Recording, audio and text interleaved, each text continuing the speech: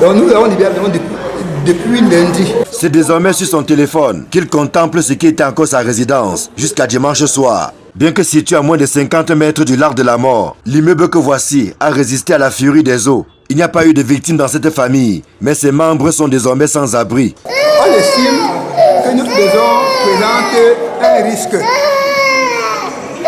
car nous sommes situés non loin du lieu de la catastrophe.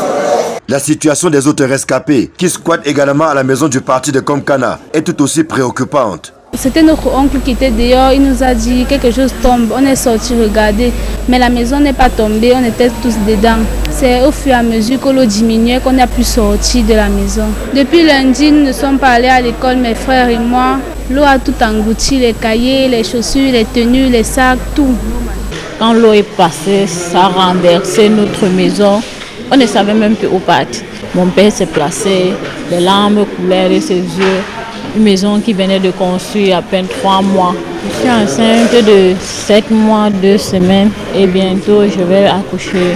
Toutes les choses qu'on a pu acheter est tout parti dans l'eau. Sensible à leurs souffrances, tant physiques que morales, la mairie de Yaoundé 2 s'évertue depuis quelques jours à leur apporter assistance et secours, en leur offrant notamment de quoi manger. Mais les besoins sont bien plus nombreux. Nous avons les enfants parmi ces rescapés, des enfants qui ne vont pas à l'école depuis lundi.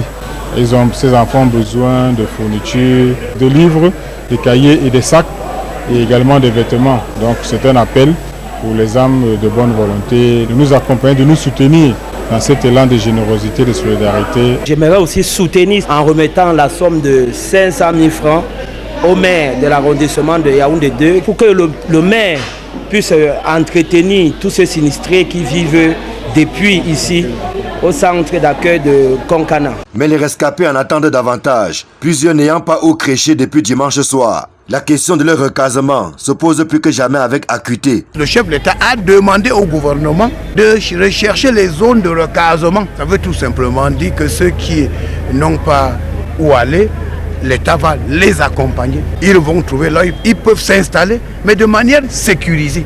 En rappel, pas moins de 57 familles impactées ont été recensées par le gouvernement après le drame survenu le 8 octobre dernier.